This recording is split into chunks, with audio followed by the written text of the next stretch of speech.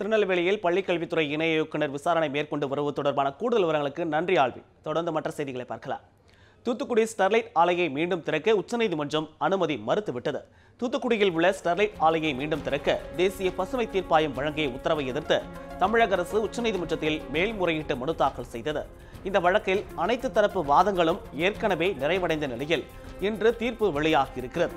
நீதிபதிகள் ரோஹின்டன் பாலினாரிமன் மற்றும் நவீன் சின்ஹா ஆகியோர் அடங்கிய அமர்வு வழங்கிய தீர்ப்பில் ஸ்டெர்லைட் ஆலையை மீண்டும் திறக்க அனுமதி மறுக்கப்பட்டிருக்கிறது.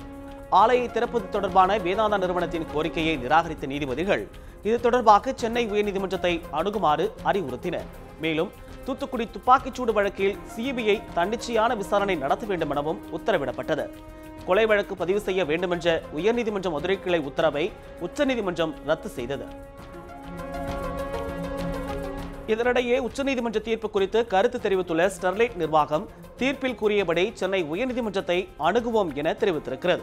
உயர்நீதிமன்றத்தை அணுகி ஸ்டெர்லைட் ஆலையை மீண்டும் திறப்பதற்கான அனைத்து நடவடிக்கைகளும் எடுக்கப்படும் எனவும் ஆலை நிர்வாகம் கூறியிருக்கிறது.